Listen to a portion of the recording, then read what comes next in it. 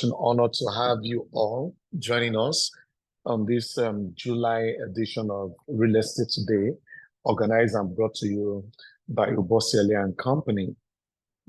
So it promises to be a wonderful time. So for as many who had already joined, please tell one person, tell another person to mention to another person that we've started and let them begin to join in so that we can all be part and parcel of this epic and wonderful edition of this Real Estate Today. You're all welcome. And like I said earlier on, it promises to be a great time. So this morning, we're going to be discussing something very significant and something very important.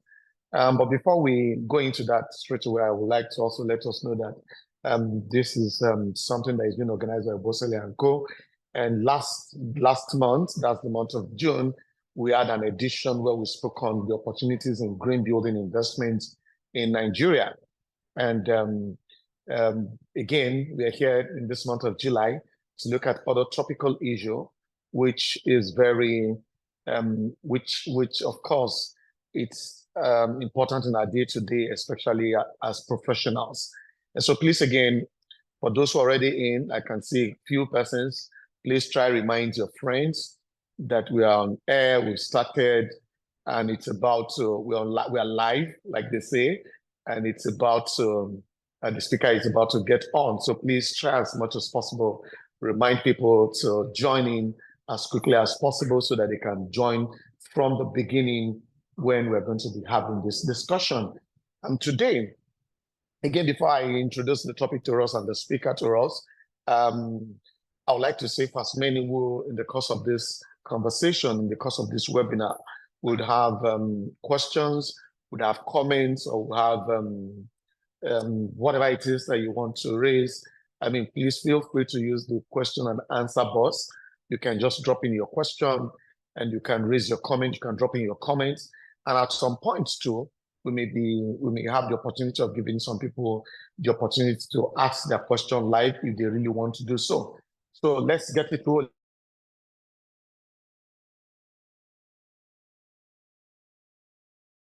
And the topic we're considering this afternoon, or this morning, or this evening, depending on where you are joining from, the topic we're looking at this morning is important, this afternoon rather, is importance of tenancy agreement in property leases transaction. I take that again, importance of tenancy agreement in property lease transaction. And the person that is going to do justice to this is no other person, one of the finest that we have when you talk about property management, one of the finest that you can find around. There is a person who is going to be speaking to us.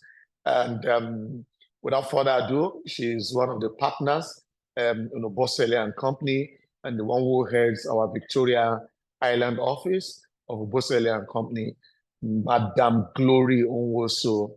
Madam G for Glory. I can't see your face. Yeah, it's good to see you, Madam G for Glory. You're welcome. Yes. Yeah, so let's get rolling. Yes, that's Madam G. And like I said, this is one of the finest, and it's the truth. I say it without mincing words. You cannot get it better than you are going to get it this afternoon. So, Madam Glory, over to you. We look forward to having a robust time and dealing with this topic, importance of tenancy agreement in property lease transaction. Over to you, Madam Glory. Good morning, good afternoon, good evening, just like Son just said, from wherever you are watching from. So permit me to share my slide so that we can go straight into our topic for today.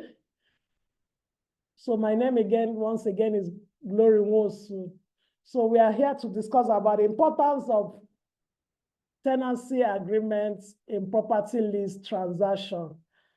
So housing is one of the most important requirement for human survival. And as a result, the population increases, the demand for accommodation rises. And for this reason, lease has become one of the most popular real estate transactions in the world. And for an effective lease to take place in Nigeria today, there is need for tenancy agreements. Every day we hear about agreements, commission and agreements in our lease transaction. And a lot of us don't really understand this word agreements, and the landlord in most transactions, they say pay for agreements. You pay for agreements, you don't bother to ask for the agreement you've paid for. You don't even know what it comprises of. All you know is that you've paid for agreements and you move into an apartment. So today we're going to discuss the importance of it and the content of the lease agreement so that you understand what you are paying for. And you'll be able to always request for that which you are paying for, because some of us pay for a house and they move in. They don't know anything. They don't even know that they are meant to request for that agreement that they've paid for. And to know the content, not just collecting the agreements, knowing the content and executing it, making sure that both yourself and the owner of the property agree on the terms and the condition in the agreement and execute the agreement before you move into any property. So let's go into our topic for today proper. So it says, what is the tenancy agreement? Tenancy agreement is a contract between a landlord and the tenant, which sets out the rights and obligation of both the landlord and tenants when renting a property. It's clearly stated. It sets out the rights and obligation of the tenants and the landlord when you are taking a property. So in a tenancy agreement, you'll be able to know your rights, you'll be able to know the amount you are paying, the terms, the commencement, and so on, not just paying for a house and you move in without knowing anything about your rights. In agreement defines and it equally governs the relationship between the both parties. You know what to use the property for, when we are breaching the contract and when you're not breaching it. So it's clearly stated in tenancy agreements. And some school of thought says the tenancy, some will tell you that it's not mandatory. And some say no, it's not mandatory. In this topic today, I want to let you know that it's mandatory that you have a tenancy agreement, because if you don't have a tenancy agreement, you will not know your rights.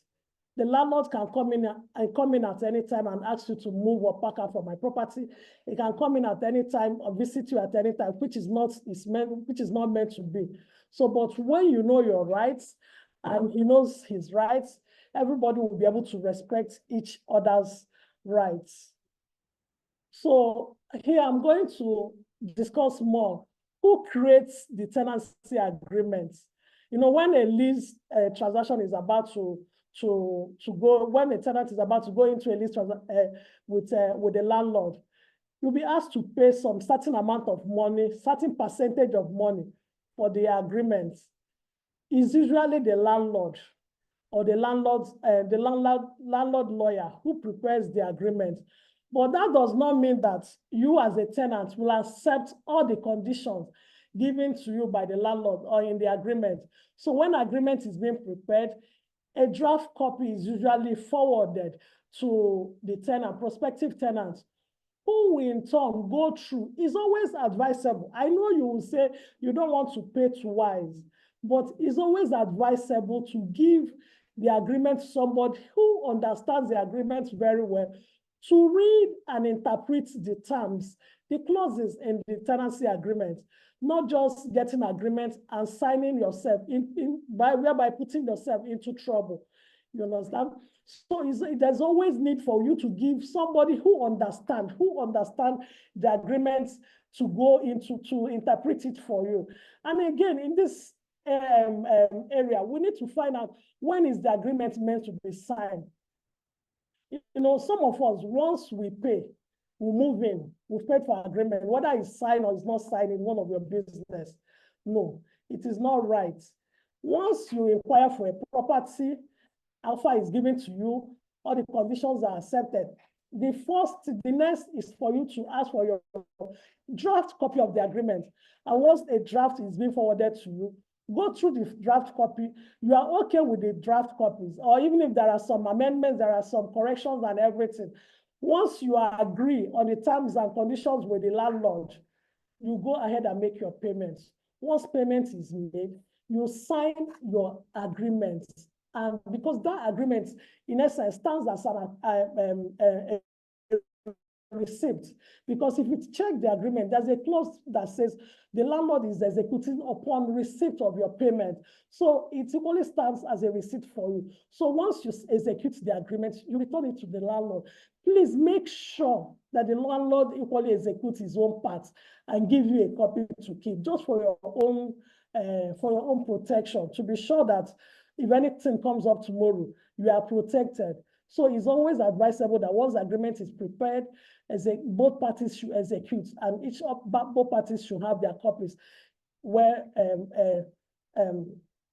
installed. So we're going to discuss about what is the content of tenancy agreements. There are some important content that we should be looking out for when preparing tenancy agreement, or when a landlord prepares and gives to you. Number one is the name and the address of the landlord and the tenants. For every lease to be effective, the name and the address of the landlord, please, is very important. If it is Mr. Emeka Okafor, please let it be Mr. Emeka Okafor. There is nothing like Mr. and Mrs. Emeka Okafor. If it is Mr. Glory and Mr. Okechukwu Okafor, please let it be fully spelled out, so that tomorrow somebody will tell you that there is nothing like Mr. and Mrs. Okereke. Put the names in full and the address in full. If that person is living at number 10 Adema Lakija, Victoria, let it be fully stated. Then if it is a company, let the company name and make sure that the company is registered, not just any company. A registered company with address. Let the company name fully be written down in that agreement, and the address of that company. Then same thing as the prospective tenant. Prospective tenant must have somewhere he's coming from, or he must be somebody who is working, or he must have a shop or a place where he or she is selling. So the full name of the tenant and the address of the tenant must be clearly stated in the agreement. Then I have the address of the property stroke. I said something, the address of the property stroke, the property description. Number one, the full address of property that you're about to pay for must be in the agreement. Please don't use, some people will say there is no address yet. There must be a plot and block number. If there's no number, no street name, there must be a plot and block number. Plot A, block B, like whatever. At least if you are checking it, if you don't have it, if you go to Alausa to do confirmation, you'll be able to confirm that property there. So there must be an address to that property. If there is no address, it's a red flag. And then the description of the property that you are taking. If it is a 1-bedroom with 2 toilets, 3 bathrooms, whatever that is there, it must be clearly stated in the tenancy agreement. Don't just write 1-bedroom flats. You understand? 1-bedroom flat, does it have sitting room?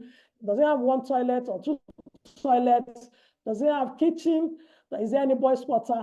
All those things must be clearly stated in the agreement. Then the dates, the starting dates and the date of the end date of tenant. That's the commencement and expiration date.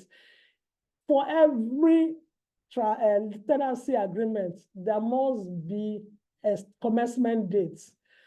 It is very important because at times you will be thinking that you'll be given, maybe, some people usually ask for moratorium of 3 months, 2 months, 1 month for their tenancy to commence. Some people will say, no, I give it 2 weeks immediately after payment. Please, once you reach an agreement with your landlord, it should be written and agreed upon that your date is starting 1st January. And then if there is any need or anything that will make the date to change, maybe after the execution of lease and there is something came up and there is need for that, the tenancy date to change, please, there should be an appendix that both parties should sign and attach to the agreement. I've had an instance before where a tenant paid for a property in Lagos here. moved into the apartment, moved into the house. But when he moved into the house, after he moved in, he found out that the sewage system was not really working. And he requested that the owner should fix it. Yes, it's the landlord's responsibility to do that. So it took the landlord actually 2 months to fix the sewage. So at the cost of fixing the sewage, there was an agreement that the 2 months should be removed from the commencement dates. As okay, assuming January, and instead of January, we'll now say, okay, it should commence 1st of March. And that should be for the first year. But the problem was that it was not written down by both parties. They did not write and agree and sign it and attach it to agreement.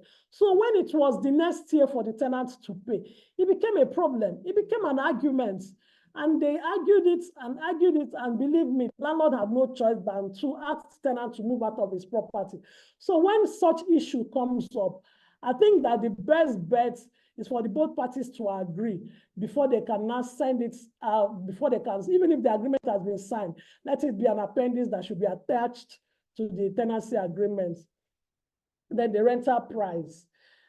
Rental price, if the property is going for 1 million and your lease is for 1 year, it should be stated clearly that the rent is 1 million and your lease is for 1 year.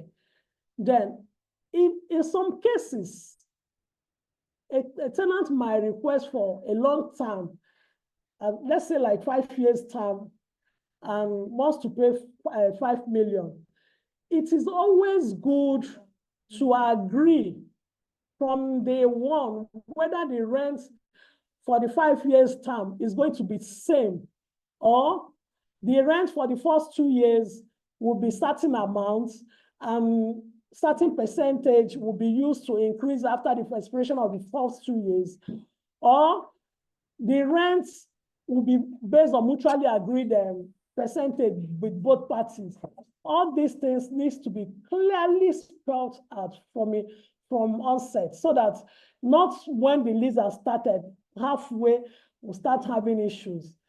Then any deposit returned by the landlord, there's usually a caution deposit. Some call it caution deposit, security deposit, refundable deposits. Depends on the name that you want to use for it. So if it is a caution or refundable deposit, you amend in agreement. It's usually stated that once you use the property and you hand over the property in a good tenantable condition, you are meant to get that money refunded back to you. So it's only if the property is not in tenantable condition by when you are moving out that the owner can now use part of the money to renovate his house. And then if there is any outstanding, maybe NEPA bill or water rates, or that you are owing, the owner can now use it. The owner can use it to offset part of the bill. Then the obligation of both the landlord and the tenant. Tenancy agreement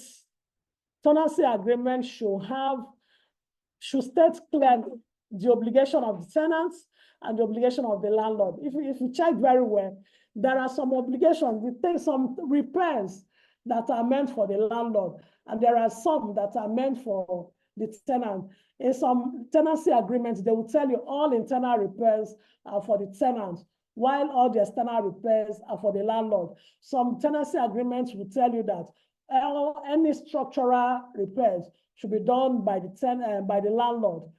That then some even tell you that there are some major facilities that are meant for the landlord. That, like when you are repairing a generator that have services, the repairs are meant for the tenants, while replacements are meant for the landlord. All these things are usually spelled clearly in tenancy agreements so that everybody will understand their responsibilities. Then you outline the bills that the tenant is responsible for. In tenancy agreements, some will tell you that ground rates is for the landlord, tenement rate is for the tenant, just like in Lagos that will have land use charge. Some will tell you that some agreements will state that landlord is responsible for the land use charge, Why the tenant, some will tell you that landlord is responsible for the part of the land use charge, why the tenant is responsible for the part of the land use charge. So all these things are usually explained clearly in the tenancy agreement. So if you understand them very well, you find out that you won't have any problem dealing with your landlord. You understand? Because anything that is your responsibility, you already know your responsibility, and you should be able to tackle it. Once you, just like for instance, some properties, I've seen properties where their water tank, you know, they will have, the water tank will break, and you see the tenant contributing money for it. Ordinarily, it's not meant for the tenant to replace water tank. It's landlord's responsibilities. And when you have such things, your agreement, you'll be able to understand that, oh, this is not actually my responsibility. I need to call the landlord to know that this thing is not functional again, so that the landlord will come in and take responsibility, take responsible of his responsibilities. And tenants should ensure they read in details what is contained in tenancy agreement before signing it. I will always advise tenants. I know some of us find it difficult because all these things are legal terms. It will not kill us if you can give somebody else. Yes, some will say, after all, I've paid for agreement. Why am I going to give somebody else to help me interpret it? Because you are not a lawyer. It's always good to give somebody who understands the legal terms to interpret it for you very well before you execute. Don't execute what you don't know, because some of the tenancy agreements already have even termination clause in it from onset. And you, an innocent tenant, might not know that there is a termination clause in your tenancy agreement. And once you default, the landlord will take it up immediately. But once you give to somebody who understands the terms to go through the agreement on your behalf and make sure that all those things are being addressed properly before you execute, I don't think it won't cost you anything, and it will save you a lot of trouble. And the following are the basic rights that a tenant will have in a tenancy agreement. In a tenancy agreement, it's not because he's the landlord, he determines everything. No. You as a tenant, you have a right, because once you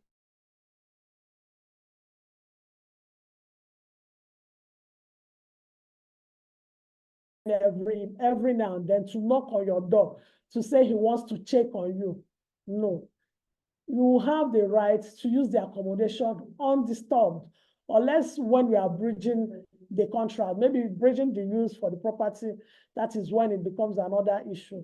Then the right to live in a property already in good repairs. So this equally depends on your agreement with the landlord before you move in, whether you are taking the property as it is, or you are taking it in good repair condition before you move in. If you agree with the landlord from onset that he is the one that will fix the property and put it in good condition before you move in, so it is your right to at least make sure that he does all he promised before you move into the property. But if both of you agree that, no, I want to take it for a lesser amount so that I can fix it to my taste, well, it all depends on what both parties agree before moving in. And the rights to information about the tenancy agreement, like I've said at the beginning, it's always good to know and understand what is in the agreement you are signing, not just executing the agreement without knowing what is there.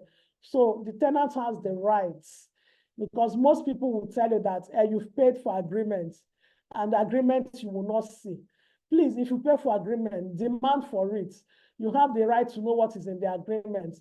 Even if it's 2 lines, demand for it and be sure of what is in the agreement. And again, for you to protect yourself from unlawful eviction. Because if you don't see the agreement, the tenant can come up tomorrow and tell you that your agreement reads that if you don't renew your tenancy 3 months before the expiration, that once it expires, you get seven days notice and move out from his property. Now, you find out that because of your own ignorance, they are evicting you because you did not check and you did not notice that you have to renew 3 months before the expiration of your lease.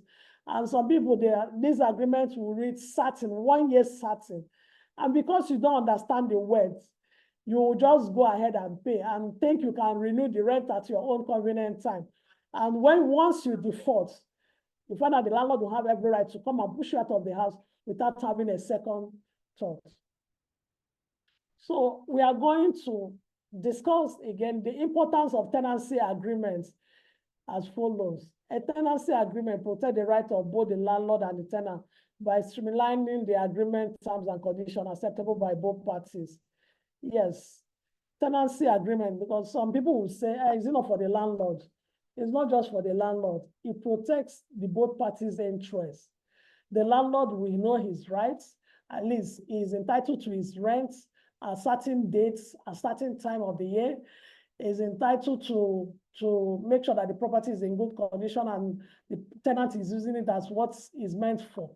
And then the tenants should be able to enjoy the property without any disturbance from the landlord, and the tenant should equally know when and when to pay his rent and who to deal with in terms of that property. So both parties should be able to understand it and understand the repairs that falls under the tenant's obligations, not you diving into the landlord's one and thinking that because you are staying in the property, you are meant to carry out all repairs. No, you should know your rights and keep to your rights once you have the agreement, so that when issues comes up, you quickly call the land, notify the owner of the property so that issue will be addressed. Then a tenancy agreement clearly states responsibility of both. For example, where there is major structural work, like I said earlier on, in some agreements, they will tell you that the internal repairs are for the tenants, while the external repairs are for the landlord, and not just internal and external. Then the structural repairs, major structural repairs, like when you have a leakage in the wall, a conduit leakage, you don't need to keep it to yourself. You quickly contact the owner in order to avoid further destruction in the property. And it won't be nice if a tenant will notice such thing and you keep quiet. It's equally not too good for the tenant because it is dangerous to the health of whoever that is living in the property. So it is not usually well spelled out in the responsibilities of both parties, so that you know what you are meant to do in the agreement and know what you are not meant to do in the agreement. The landlord has the power to determine the time in which he will put the tenant on notice to repossess his property.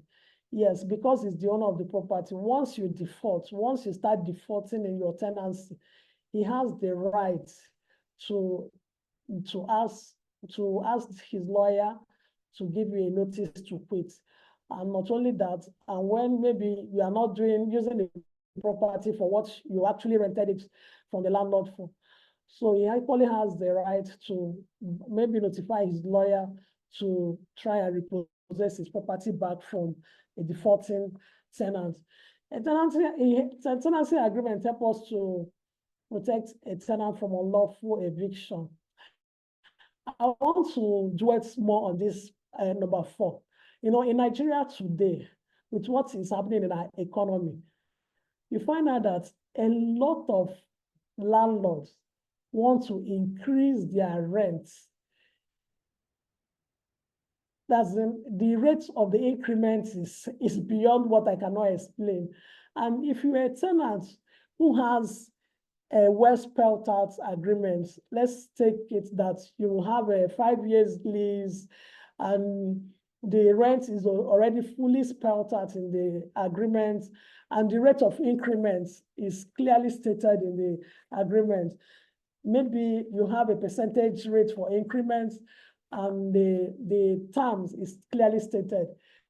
The landlord cannot just wake up and say, I know I collected below the market rate last year. I want to increase. If you are not ready to take the new rate, you should move. He cannot do it because he has already agreed with you from inception. He has already agreed to give you 5 years lease. And not only that, he has given you 5 years lease, he has actually equally agreed on the terms for the increment, rent increment. So you find out that in this situation, he will not be able to do anything until after that 5 years before he can even have the right to eject you if maybe you are not willing to accept the increment. So even that this agreement, one way or the other way, protects the tenants once you are doing the right thing. The tenants, the mode in which the tenant can be terminated is usually stated clearly in the agreement. If it is a yearly tenant, they will tell you that yearly tenants will be given 6 months notice. If you are quarterly tenants, quarterly is 3 months notice, half-year tenants, it will be stated. And what will actually warrant the termination of the lease when both parties or one of the parties has actually breached the contract. In some cases, people rent apartments in Lagos these days. They will come in the pretext that they are the ones that want to occupy the property. But by the time they take over the property, they will use it for something else. Just like the business that is reigning in Lagos today, short let. Everybody wants to rent someone's apartment for short let. And when we are going into that contract, you did not come out openly to tell them that this is what I want to use the apartment for. At least if you had mentioned it to the landlord, it is not left for the landlord to accept or not to accept it. But you enter within the pretext that you want to use it for your family and yourself, or some even say they want to use it for their staff quarters. At the end of the year, they will put it to another use. So when issues like this come up, it will be stated that once you breach the use for the use for that property, the landlord has the right to terminate the tenancy, and he will terminate it automatically. A tenancy agreement gives the landlord opportunity to state the way and manner in which they prefer the diminished property to be used. Some property owners will see it in our society today, even determines who stays in the property. They will tell you, some will tell you that I don't want this tribe, I want this other tribe. I don't want a single lady, I want a married couple. I don't want a family of 6. I don't want a family of 10.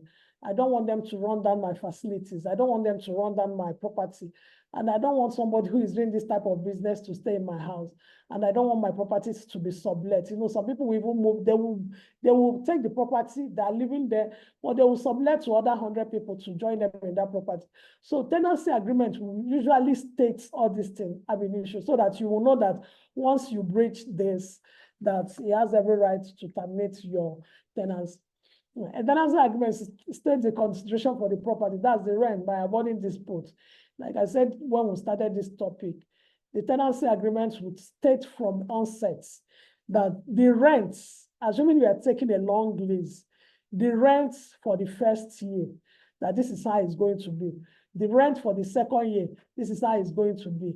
Or it's going to be, the rent for the second year is going to be determined like this. The agreement will state it. Then the agreement will equally state whether there's any percentage increment on that rent. If there is any such thing, it will be clearly stated in the agreement. Another important is the tenancy agreement can protect the tenant from unnecessary increment. Like I said earlier on, once you have the rent, once you have the rent locked down, the landlord will not have any right to increase it, until the period that you lock it down expires. So that's why you see some multinationals, if they want to go into lease, they usually take 10 years, some corporate organization, they usually do a long lease, 10 years. And once they take that 10 years lease, they like to lock it down. To them, it's better so that even if there's any inflation, even if there's any increase tomorrow, it will not affect them. So the period that they lock it down expires before they can now start discussing of a new rent. The duration of the tenancy is another important. If the tenancy is for 1 year, it will be stated in the agreement. If the tenancy is for 2 years, it will be stated in the agreement. If it is for 10 years, anyhow, both parties wanted it, as far as the both parties that agreed on it, it will be clearly stated in the agreement. And the parties can jointly agree on what will amount to breach of agreement, which can be ground of dissolution of the tenancy. When a tenant is about to go into tenancy with the landlord, there's always need for them to agree on the terms that can make them dissolve the tenancy. when you have somebody doing illegal business in your compound, knowing that it will actually maybe bring in the government officials sealing your property, or even them taking over your property. So you will just state it in the agreement that once you notice that such activities is taking place in your property, that it will warrant you taking over your property immediately. So it's always good, you understand, for that to be clearly stated in the tenancy agreement. Then changing the tenancy agreement. A tenancy agreement can normally only be changed if both tenants and landlord agrees. Like what I said when we started early, we have a situation whereby the commencement date was to be on the 1st. And because of issues when the tenants, the landlord decided to give him 2 months rent free to enable him fix the fault in the property. But because it was not written, it was not recorded, the next year for the renewal, the tenant insisted that his tenancy would commence on that March, that same with the 3 month period, 2 months period that was given to him. So it's always good for us to record whatever changes that we want in our agreement and let both parties sign on it. And then when you are renewing, some people will say, no, I don't want to pay for another tenancy agreement. Some individuals find it difficult to do that, but corporate organization is always good for their own good, that when you are renewing, please make sure that your tenancy agreement is equally changed so that it will carry your current dates, the current conditions, the terms and conditions agreed upon on that new lease, not the new agreement, instead of using the old agreements.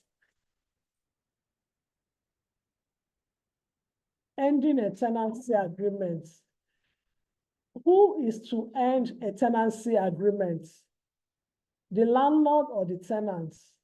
Both of them has the right to end the tenancy agreement. The tenant, in a situation whereby the landlord promised you, I will do this, I will fix this, I will repair the house, I will do this.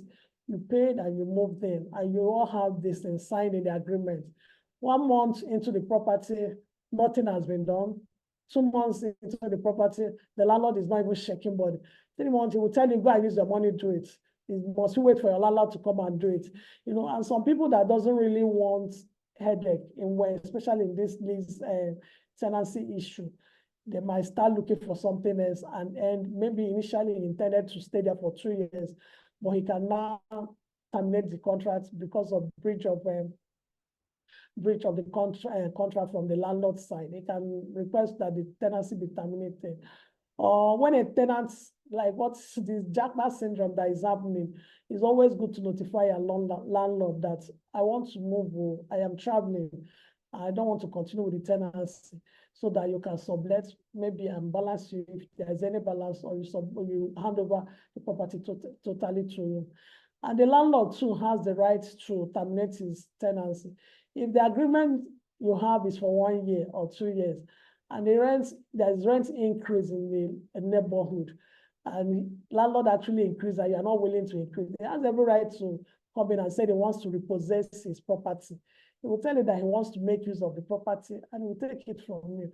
And when you are not paying your rent as at when due, the landlord can equally terminate the tenancy. And when you are not using the property for what you actually rented it for, the landlord can as well terminate the tenancy. So both party has the right to terminate the tenancy. Then we'll have to discuss about dispute resolution between landlord and tenant.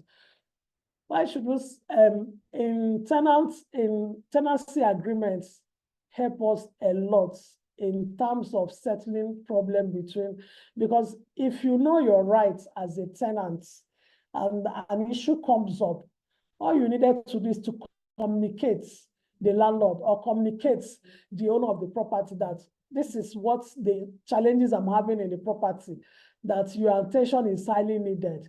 Then if the landlord refuses to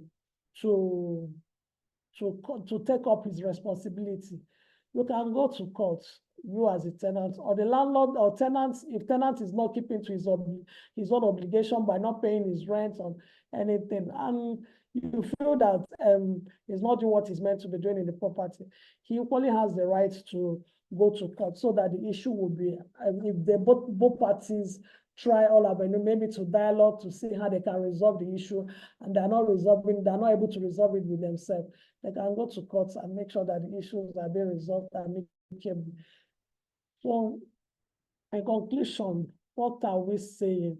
I'm saying renting a property can be a complicated process. Not only do you have to find a place that suits your need and budget, but to ensure that it is habitable and does not cause you any problem in life. A lease agreement is crucial to establish the terms, between the tenant and the landlord. To establish the terms between the tenant and the landlord. So in this aspect, what am I saying? I'm still pleading with everybody that for a good lease transaction to take place, there is a very important need that the tenancy agreement should be executed by both parties. Both parties should go through the agreement. Please don't move into any property without executing the tenancy agreement. Don't sign what you are not aware of. It is right for you to go through it. And if you find out that the terms are difficult for you to understand, I don't think it's difficult it will be bad for you to give somebody who can interpret it very well for you, who can interpret the terms and conditions. And if it is okay by you, you sign. Then if it is not okay by you, you still have the right to argue with the landlord and say, number one, number two, I did not agree with you. Can it be amended to this way? If the landlord agrees, both parties can amend that and before you sign it. So please, for all this transaction, let's try, let's endeavor. And there's some wicked tenants as well, that when agreement is being given to them, they don't execute it because they already have ulterior motive behind them. They have a bad plan because they know they don't want to make use of the property based on what is stated in the agreement. They will keep it until when they start defaulting. And for the real estate and the landlord, please, if agreement is not signed, don't hand over the property to the tenant.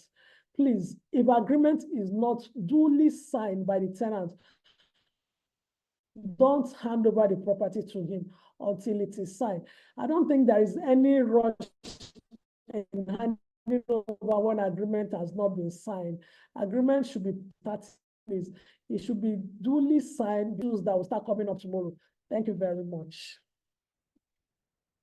Wow, thank you so very much, Glory. That was a wonderful one. I think I did mention earlier on. Can you hear me, Glory? I hope I'm audible.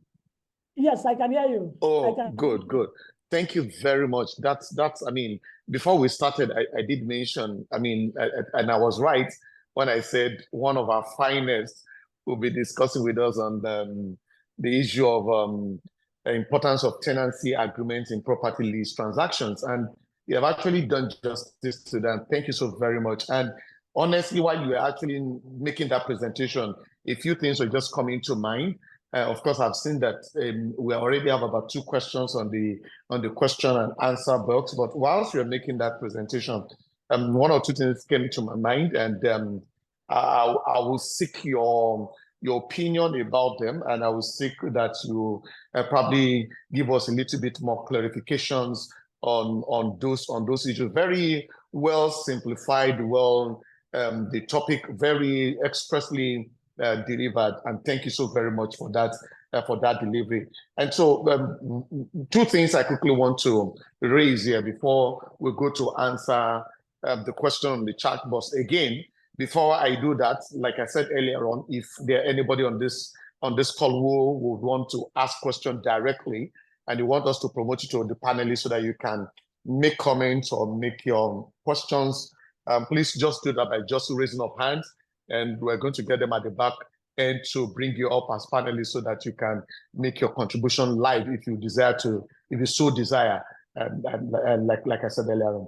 Okay, so the first question I want to ask Glory is to say, there's always this notion that the lawyers, this is just the normal belief that, oh, how can you call somebody who is not, who does not know, he was not involved in the transaction, you just want to do the tenancy agreement and you just want to have the money and blah, blah, blah, and all that. What implication does this have for people who think in this way? Because we've seen so many, in quotes, so many professionals who feel that, see, this is tenancy agreement and we can write it ourselves now. Why can't we write it? Maybe it's just tenancy agreement. How would I have to call in a legal person to come and take to reap where you do not sow in that word? I mean, quote, and I'm sure you've heard that so many times. So what would be your advice, and how would you advise with the so-called professionals or agents in handling things like this, especially people who are greedy and want to have all of the money to themselves, knowing fully well that a tenancy agreement that is not properly articulated can lead into a problem? What would be your comment in this regard, ma'am? Yeah, Soja, thank you for this question. Like I said, tenancy agreement is a legal document. It's not just ordinary documents, because if things did not go down well, it will be tendered as an exhibit in law courts. It will be used in law courts. You understand me? So for an effective tenancy agreement, is the duty of the lawyers to prepare it, because there are some contents that are needed in tenancy agreement that if you miss them, is already a big problem for the landlord and the agents. You understand me? That's 1 year certain. You see, lawyers, they know what they're doing. You understand me? They use it to put confusion into this tenants, our real estate transaction. So for me, I think it is always right to give tenancy agreement to a lawyer to prepare, not an agent. Our own is to earn our commission as agency fee, our agency fee. But lawyers should be able to prepare the tenancy agreement, and not just the lawyer, the landlord's lawyer, because you own the property. You want to protect yourself and your property. So you will do it in a way that the property is being protected and the lawyers, the landlord's interest. Understand me? But it is always good for a lawyer to prepare. It's not just any hard document. It is a legal document. And it is always good for a lawyer to prepare it and stamp it. The lawyer stamp and address. The lawyer who prepared the agreement, his stamp and address should be in front of that tenancy agreement so that it can be used in court tomorrow. Thank you. Thank you very much for clarifying that. It is a legal, one major takeaway here. One major takeaway here is that it's a legal document. Thank you very much. Now, the other question, I mean, I've seen like 4 questions on the chat. We'll go there. And let's try and exhaust some of my points that I noted here. Another thing I want to ask in this regard, or I want you to weigh in, is maybe for the sake of, if we have landlords who are on this call, or probably landlords who also listen to this recording later on, when a lawyer prepares a tenancy agreement, does that put the responsibility on the lawyer eventually? Should there be an action in court, so to say? You know, what I'm saying in essence is, because a lawyer had prepared this tenancy agreement, so does the landlord now think that, oh, I've paid you for this service, you have done this tenancy agreement, so should there be any problem? I mean, it's your responsibility even at the law courts. No, Mr. Sojo, the reason tenancy agreement, the payment is different. And then if there is a case, if peradventure there is a case tomorrow, and you want that same lawyer to represent you, I think you have to pay him for that. The reason for you paying lawyer to draft the agreement is to make sure that all the gray areas are being protected, covered properly. You know, there is no mistake. You understand me? All the clauses are being taken good care of. So if you still want a lawyer, definitely it might be the landlord's lawyer that is usually their lawyer that prepares it. And if it is that same lawyer that you want to represent you in court regarding that the agreement prepared, he can, but that does not mean because you've paid him for the tenancy agreement, he will come and represent you with that. No, you can as well take the agreement once you are very sure it's prepared by a lawyer and is an effective agreement. You can give it to another lawyer to equally use it and represent you in court. Thank you. Thank you very much, Madam Glory, for that explanation. The other thing I want to also say before we go to the one more question, I mean, don't get angry on this. There's still 4 we're going to go to do. The other thing I want to ask is that, and I think you mentioned it earlier on, is there a possibility that the contents of the tenancy agreement, you rightly discussed about the contents of the tenancy agreement, is there the possibility that the content of the tenancy agreement can affect the closing of the transaction? Meaning that, I mean, before, if the content, just like you itemize on some of those things, maybe from the part of the landlord or the part of the so-called tenant, there's certain things that is not very fine with. Is it possible that no matter how far you have gone in that transaction deal, is it possible that that transaction can be completely closed or not proceed as a result of the content of the tenancy agreement? Yes. If both parties did not agree on the content, the transaction cannot be closed. Let me give you a common example. Land use charge. You know, in some agreements, it will be stipulated that it's the landlord responsibility. Tenants, they don't have issues with that once you tell them it's landlord responsibilities. But some school of thought still argues it that it's both landlord and tenant's responsibility. And some tenants, once they see it, they will tell you, no, they cannot pay land use charge. They're not the owner of the property. But even after explaining to them that in Lagos State, land use charge comprises of the ground rates and tenement rates, that the landlord pays the ground rate and the tenant pays the tenement rate as the occupier of the property, that the tenant is supposed to pay part of it. Some will tell you that where they are coming from, they've not paid the land use charge before, and they will not accept it. You find out that in some cases, it will end up not concluding the transaction. And even the rental price, you understand me? In the agreement, the landlord will put, like I said something when I was discussing this topic. I said, some will set 5 years terms. You understand me? They want 5 years lease, and they want to pay 5 million for the 5 years lease.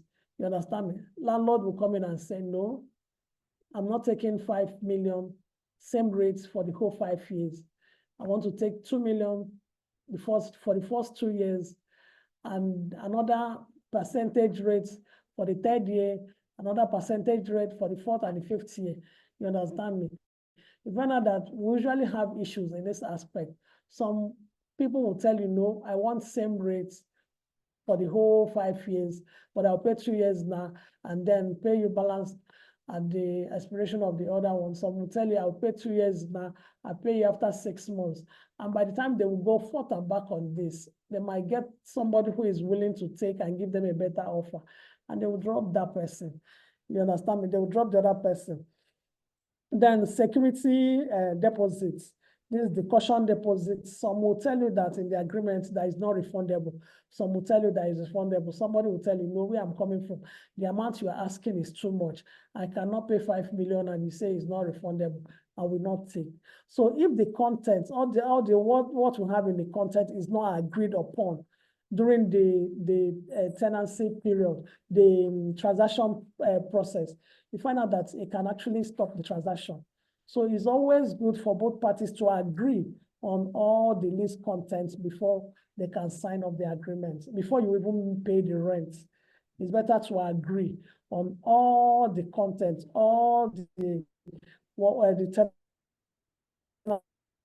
tenancy content before you pay your rent and before the execution. Thank you.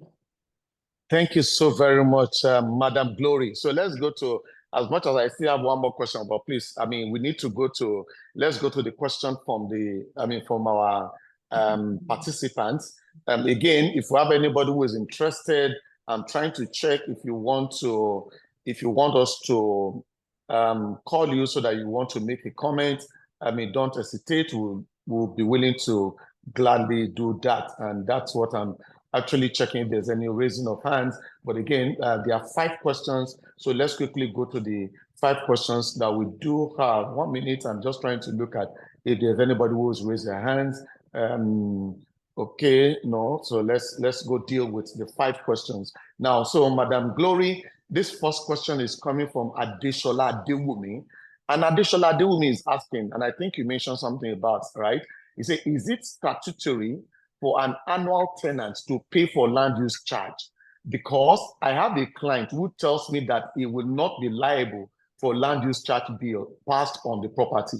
Please enlighten us. Please, you want to answer Mr. Adeshola Adewumi on this?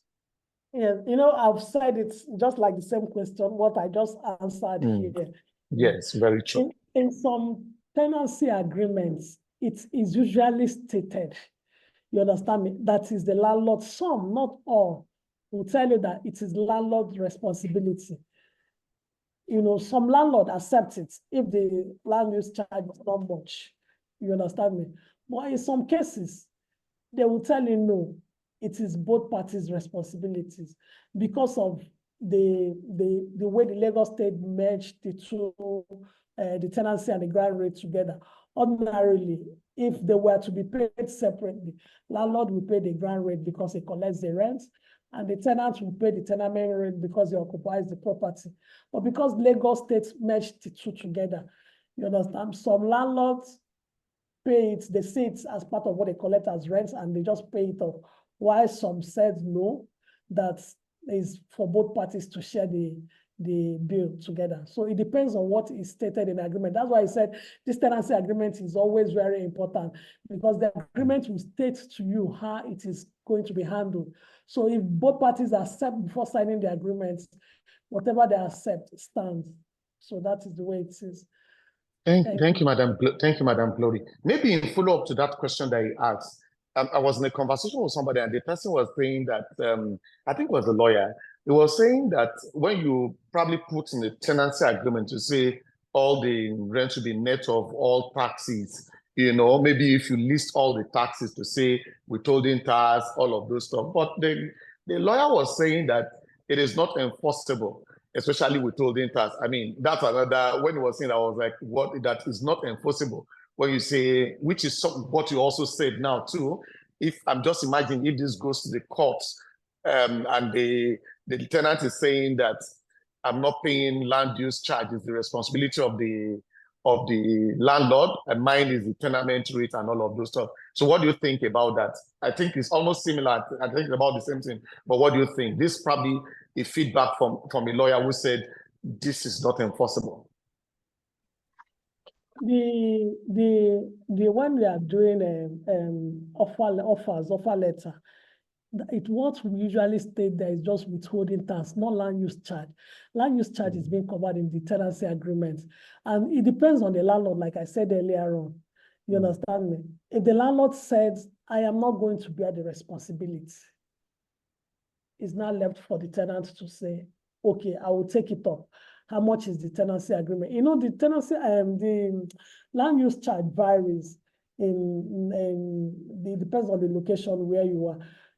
On the island here, you find out that some land use charge that is as high as 1 million.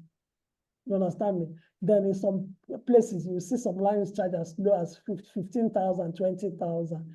You understand me? So when it's low like that, landlords usually pays for it. Most of them usually pay because they don't want issues. Some will say they will add it to the rent and charge it. They will add it to the rent and pay for it. You understand? While in some cases, especially on the island here, they will tell you no, that tenants should pay their own part, then the landlord will pay their own bit, because the tenancy, the land use charge usually comes in large here. But the one that said net of all taxes, please, net of all taxes does not cover anything. State clearly whether it's net of withholding tax, net of VAT, net of anything that you want to state it. Because once you do net of all taxes, the person will still go back and deduct and say, because you did not specify which of the taxes we are talking about. So we should always bear in mind that we should mention the tax we are netting off in our transaction. Thank you. Thank you so very much, Glory. So let's take another question from Mwagu Kalu Awa. Thank you for sending in your question. He or she is saying, I'm sorry, please, how enforceable is a clause in tenancy agreement that is contrary to the provision of the tenancy law? For example, where the law says a yearly tenant is entitled to 6 months quick notice, and there's a clause in the agreement that says tenant will be evicted if he fails to pay 3 months after expiration. Okay. A yearly tenant, that's why I said something here, that agreements should be properly studied, or the tenant should go through it properly before signing it. Yes, the law says the yearly tenant should be given 6 month notice, but the same law is the one preparing the agreement and is telling you in that agreement that failure to pay 3 months before your expiration, it will be well informed from day one. And once they do it, they will remove the 6 month notice from the agreement. Check it properly. Any agreement that states that doesn't give you that 6 months clause again. You understand me? So they will allow you to default once you default, because they will tell you the quick notice is already included in the agreement you are signing. You understand me? And as a result of that, most of them usually put that certain, so that it's only just that 1 year. If you fail to pay your rent as at when due, once that 3 months elapses, they will tender that agreement because you signed it. You went through that agreement. You agreed with them that you will pay 3 months before the expiration of your lease. So failure to make that payment, they will not even give you 6 months again. They will give you 7 days notice. Because if you as a tenant has argued it from onset that no, I am not accepting this condition, that I'm a yearly tenant, give me the proper 6 month notice. Don't give me this condition that after 3, if I don't pay 3 months before the expiration, that I will leave.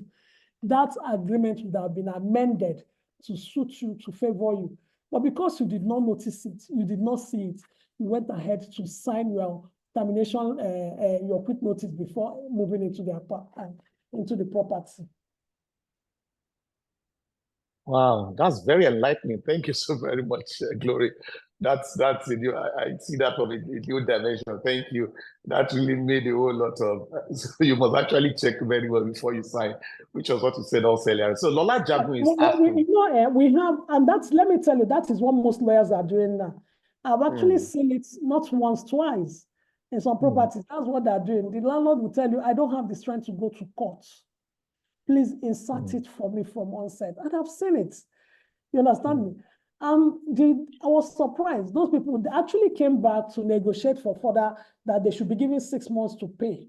You understand? Instead of saying 3 months before the expiration, they should be given more. No, they were given 6 months to pay, but they said they should be given 90 days, which is 3 months. And both parties agreed and they signed off. You understand? So it's actually common now. And people are doing it because they don't want the long stress of going to court, spending another 1 year and coming for men's profit and all those things. They don't even want that. They just want to put it straight in the agreement. I've seen it. I'm not saying on isolation. I've seen it, and I was actually involved in one of it anyway. Thank you so very much again for that. The Lola Jagun is saying we have like 3 more questions and we'll be wrapping up. Lola Jagun says, so are you saying that a tenancy agreement for a residential apartment has to state the number of years that the agreement will last, especially when it is not a service apartment, that most time is a yearly thing? He said, I just need the clarification. Did you get that, ma'am?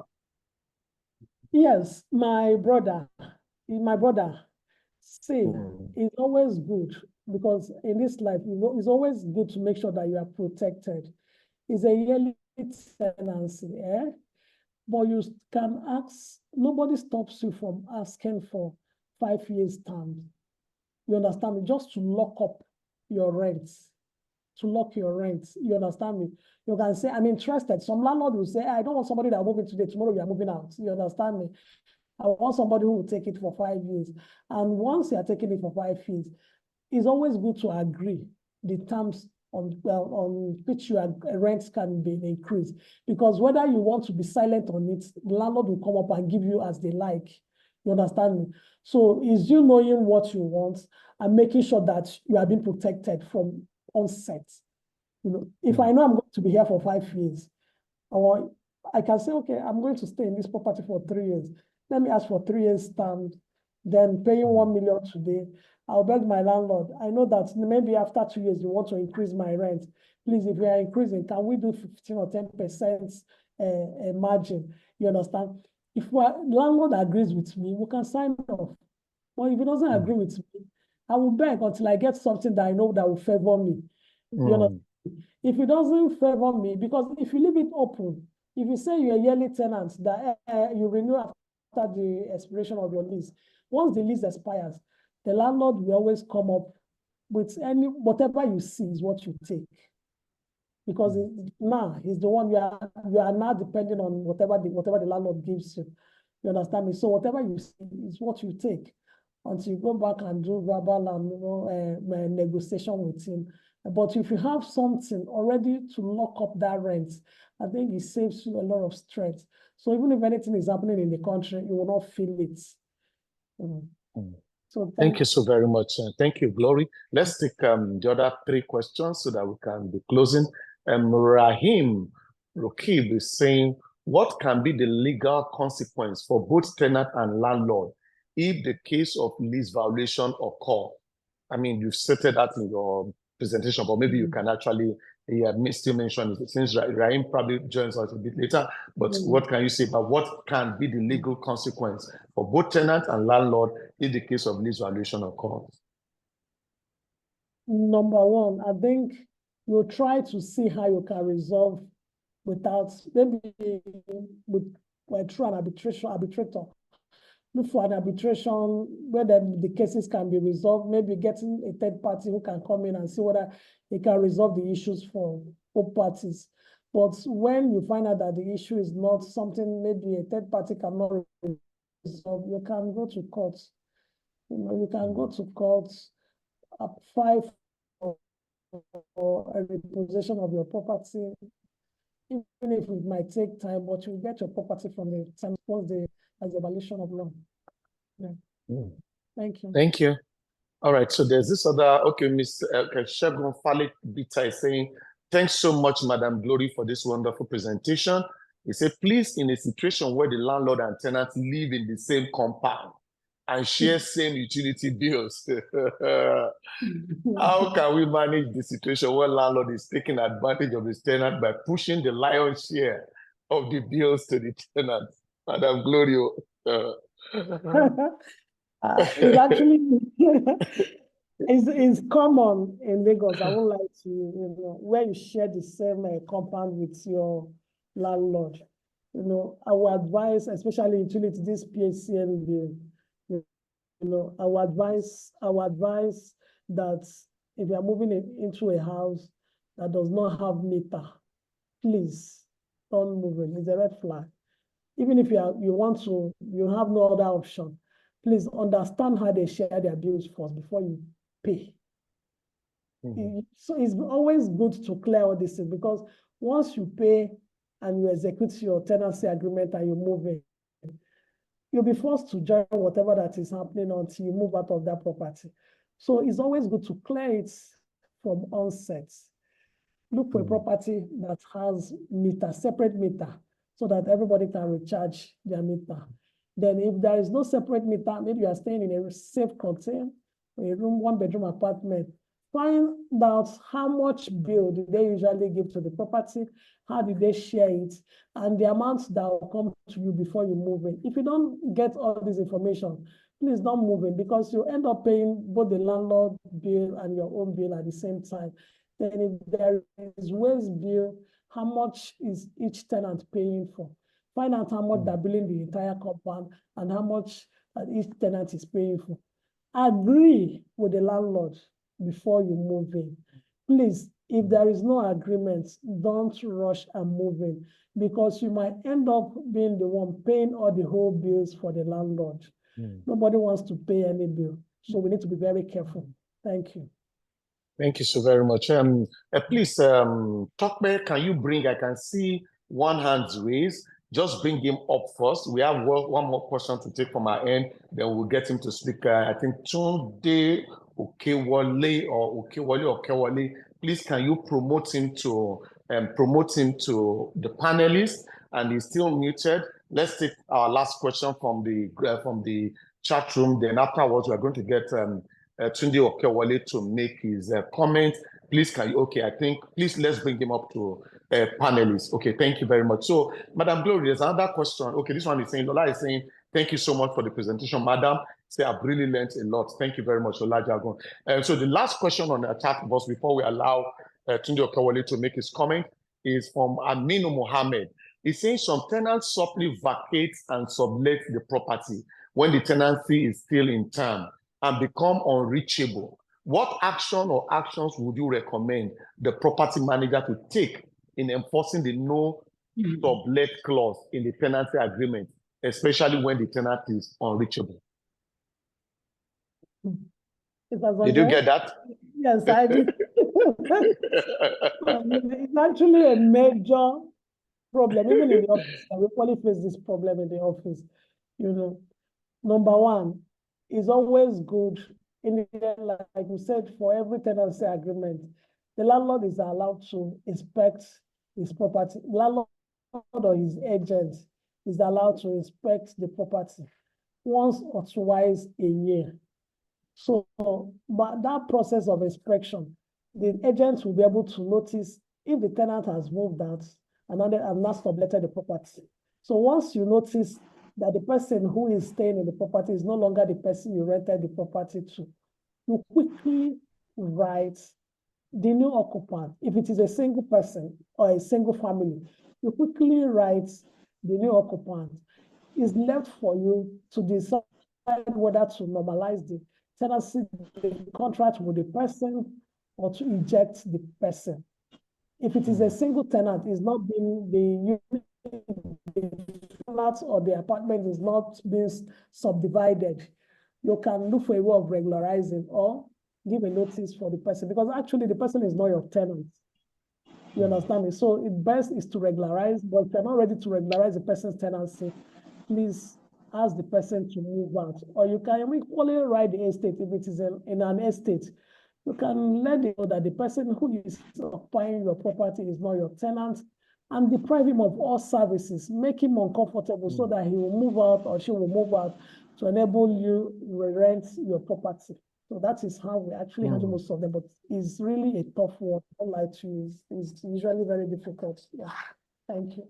Madam Glory, thank you so very much for this. Honestly, this response, thank you so very much. It just speaks to the fact that you must get a professional to do your things, because just like you rightly articulated, imagine if it's a different thing for the tenancy agreement to be in place, and it's also a different thing for the estate surveyor or the agents to do their work properly. And like you said, in the course of doing this work, routine management, inspection, there are so many things you spot, and so that you can actually attend to them. Thank you very much. So let's allow Tunde Okewale, please, can you quickly, I know you're muted already, can you ask your question? That's about the last question we're going to have, a comment from you as we begin to wrap up. Yes. Yeah.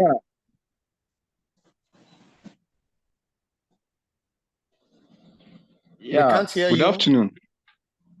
Good afternoon, Mr. Tunde. Hello, Tunde Okewale, my name is we can't Tunde hear you. from Kano. Are you there? Yeah, my name is Tunde from Kano. Okay, yes, please go ahead. Yeah. Like here in the north, like in Kano State, the tenancy agreement, the court says tenancy agreement. And one of the clauses on the tenancy agreement is that the tenancy shall be yearly tenant terminated by either party, not less than 1 month notice in written to the others. I just want to appreciate my sister with the respect of our lectures, that we need to digest the tenancy agreement before we sign, so that at least tomorrow it will not be a confusion, because most of the tenants will now be telling you that, you are supposed to give me 6 month notice, you are supposed to give me 3 month notice. And look at what is stated here now, that a tenant is entitled to 1 month notice for him to quit the property after his rent expired. So I just want to add this to what my sister has discussed, that one needs to read the tenancy agreement very well and digest it before you sign. All right. So, Madam Glory, you want to make a time? Yeah, you want to comment on what Mr. Tunde just said? And by the way, before Madam Glory comment, thank you so much, Mr. Adone, for listening to us all the way from Kano. Thank you so very much. We appreciate the fact that you're tuning in, and we look forward to seeing you more. Madam Glory, your comment on that? Yeah, thank you, Mr. Tunde. Like you rightly said, Kano, they have the right to have their tenancy law. You understand me? The tenancy law in Kano will not be the same as what we have in Lagos here. You know, they can rightly say that for a yearly tenant, 1 month, and it's the works for them there. You understand me? But here, we're using the general one of 6 months for a yearly tenant and 3 months and every other thing. Like I said, some agreements, they already have the termination clause. And that termination clause does not even give you the right to give 6 months notice again. You only go ahead and give 7 days notice. So it might be the same thing that is applicable in Kaduna, you know, where they said 1 month. So I don't think there's anything Madam Glory, your line is breaking. We can't hear you again. Oh, sorry. Maybe it was network. So I said, just like we said in Lagos, that there are some agreements that already have their termination clauses already inserted in them from onset. Madam Glory, okay. It's just for the tenants. It's just for the tenants to go through the agreement and understand it clearly before executing it. You understand me? Any state you are, the agreements might not be the same, but it's always good for you to understand the terms clearly before executing it. Thank you. Okay, thank you so very much. I mean, Madam Glory, I said earlier on, you cannot get it better than you've gotten it in this webinar. Value for money, though no money was paid to join this, you know, but again, there's value, absolutely. I mean, real value for everyone who had actually joined. I had honestly learned, I mean, so much. And that's why most times when you come for a webinar like this, you must come with an open mind, regardless of the things that you think you do know. You know, honestly, this been an eye-opener, some of the things you've stated, some of the way you've answered the question, and some of the practical live experiences that we see on a day-to-day. So I want to say a big thank you to you, Madam Glory, a very big thank you to you for doing this with us. Thank you for allowing us to draw from your wealth of experience and your knowledge. And you can be sure we will come back knocking. You know, we'll still come back again. You've done this before and before, and we'll still come back knocking because we must always and continually tap from your wealth of knowledge and experience. Once again, thank you for your time. And to all of our listeners and everyone who joined, when I was greeting earlier on, and Madam also greeting from, I mean, it could be morning, it could be afternoon, it could be night, wherever you are. But the fact remains that we do appreciate your joining us. We can also see somebody who joined us from up north. And so, I mean, that just shows the extent of the knowledge and the enlightenment that we get from this webinar. So for all the participants who joined, for those who asked questions, we want to say a big thank you. For those who made comment, we want to say a big thank you. We look forward to seeing you again when we're going to be having another edition in the month of August. And it also promised to be a wonderful time, just like today's one is being a wonderful time.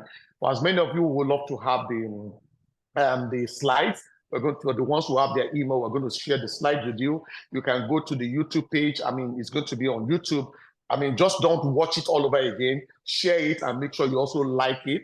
Keep sharing, keep liking, and keep commenting on the YouTube page so that we can also get to do a whole lot of things together. Once again, thank you so very much. I look forward to seeing you and hosting you again in the month of August, when we're going to be having a wonderful time. It's been a wonderful time where we have Real Estate Today being brought to you by Ubosi LA and Company, and we're excited to have you. Once again, thank you and God bless you. Have a wonderful day.